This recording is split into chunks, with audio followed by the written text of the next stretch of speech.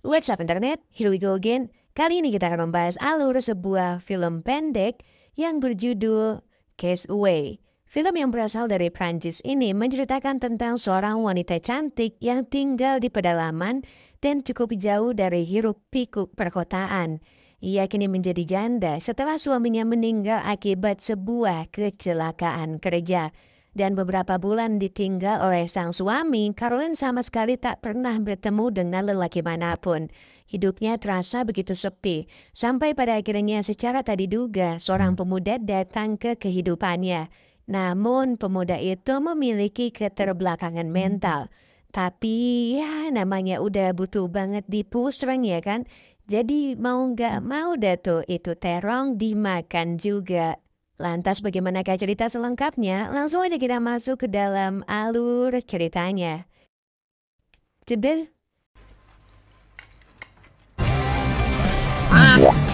Di awal film, kita pun diperlihatkan dengan seorang wanita bernama Caroline yang sedang berenang di danau yang tak jauh dari rumahnya.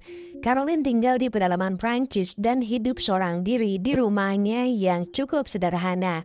Hidupnya kini terasa begitu hampa setelah suaminya yang bernama Farid berpulang ke dunia anime. Tiada hari dalam tanggalan Caroline tanpa mengingat Farid. Farid adalah pria satu-satunya yang pernah ia cintai dalam hidupnya dan baginya tak akan ada yang bisa menggantikan Farid di dalam hidupnya. Lantas setelah selesai menjernihkan pikiran di danau, Caroline kembali ke rumahnya dengan tatapan yang begitu kosong. Ia lantas membuat kopi dan duduk di meja dapur sembari melihat foto dirinya bersama dengan Farid. Singkat cerita, pada siang harinya, Caroline kedatangan tamu teman lamanya sewaktu kuliah yang bernama Celia. Celia sendiri adalah sahabat terdekatnya. Ia datang bersama dengan Malik, adiknya yang paling kecil. Dan dari pandangan pertama, Caroline langsung sadar kalau Malik memiliki masalah dalam perkembangannya, sehingga membutuhkan perhatian khusus. Celia dan Malik hanya tinggal berdua selama ini, sementara kedua orang tua mereka telah berpulang sejak lama. Celia sebelumnya sudah mengabari kalau ia akan menitipkan Malik selama 1 hari karena dia harus melakukan perjalanan bisnis. Caroline sebagai sahabat yang baik pun membantu Celia untuk menerimanya. Siapa tahu Malik dapat sedikit membantu mengatasi rasa sepi di hidupnya. Setelah Celia bergegas pergi, Caroline mengajak Malik jalan-jalan sebentar ke tempat favoritnya di sana, yang tak lain dan tak bukan adalah di danau. Setiap kali berada di danau, Caroline seperti merasakan kehadiran Farid karena memang dulu mereka sering menghabiskan waktu di danau tersebut. Lantas ketika Caroline sedang melamun, tiba-tiba saja Malik menyentuh bahunya. Dan entah kenapa, Caroline seperti teringat akan sesuatu. Caroline kemudian pulang ke rumah dan memasak makan siang untuk mereka. Tak diduga, jawaban Malik soal menu steak yang dihidangkan ternyata sama persis dengan Farid. Hal ini pun kembali membuat Caroline terdiam sejenak. Dan lantas setelah itu mereka pun akhirnya menyantap makan siang bersama. Silang dulu. Senyum.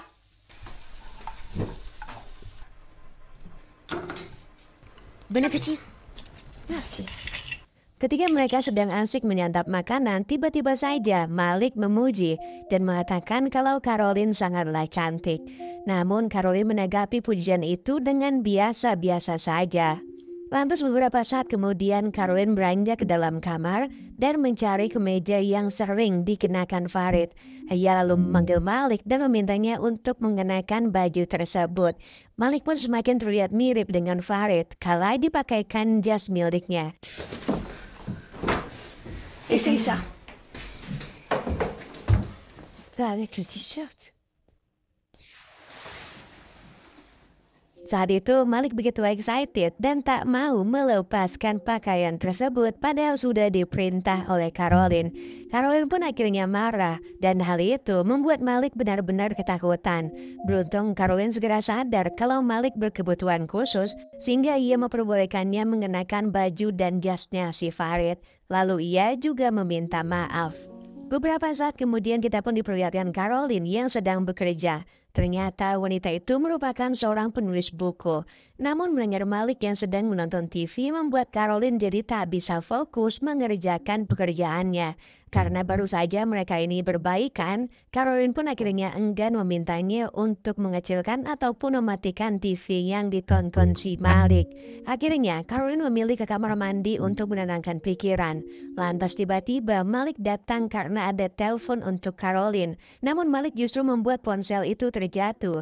Caroline pun refleks marah-marah lagi dan hal itu lagi-lagi kembali membuat Malik merasa ketakutan. Setelah itu, Caroline lantas menghampiri Malik yang duduk di sofa. Dan untuk kedua kalinya, Caroline pun meminta maaf atas nada tingginya barusan. Untungnya Malik mudah memaafkan seseorang. Lantas malam harinya, Caroline terlihat menyiapkan tempat tidur untuk Malik. Namun setelah beberapa saat, Malik tak kunjung tidur karena suara jam yang terus berdetak.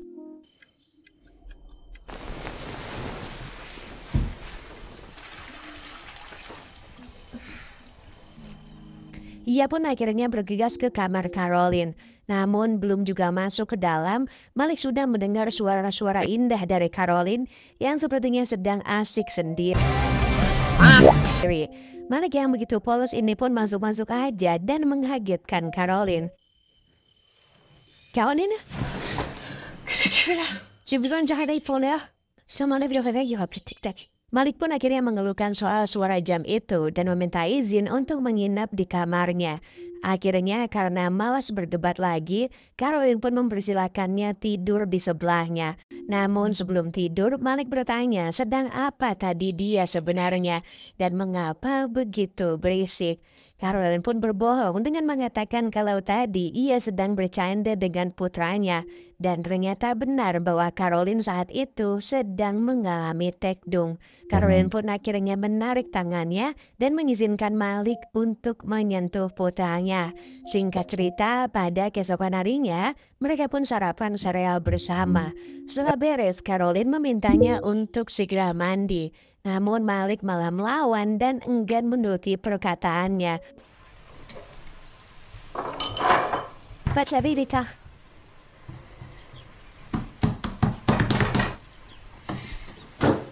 Malik malah bergegas dan bermain di halaman belakang dengan wajah yang muram. Caroline pun hanya bisa mengelus dada. Ia akhirnya menghampirinya dan meminta maaf kembali pada pemuda itu. Dan setelah meminta maaf, Malik pun akhirnya mau disuruh untuk mandi. Tu vas prendre cela?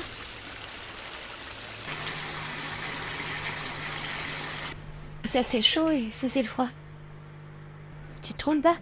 Ketika di kamar mandi, Caroline pun menegaskan padanya cara mengatur air yang pas.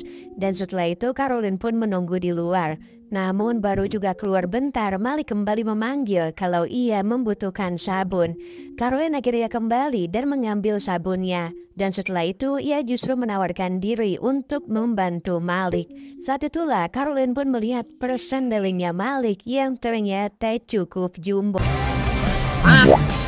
Ia pun terbawa suasana sampai-sampai mereka berdua melaksanakan perpusrengan duniawi untuk pertama kalinya.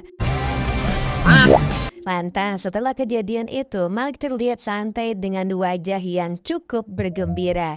Sementara Caroline kemudian datang dari depan bersama dengan Celia yang sudah siap untuk menjemput Malik. Akan tetapi saat dihampiri oleh kakaknya, Malik justru berada di sisi Caroline. Caroline berbohong dan bilang pada Celia kalau Malik suka memancing di danau. Ia pun meminta izin pada Celia untuk membiarkan Malik menginap 1 malam lagi di sini. Dan bilang kalau mereka akan memancing seharian hari ini. Celia pun tak bisa menolak permintaan Caroline.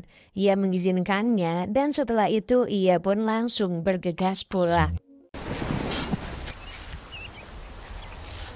Prends ma PC. Maman? Bien, un jour de plus, je le ramènerai. Maman?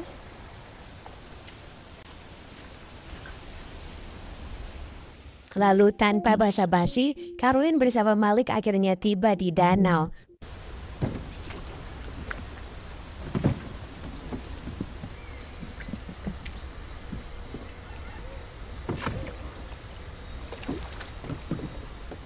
Mereka pun langsung beranjak ke tengah-tengah danau untuk melaksanakan perpusrengan duniawi pada ronde kedua.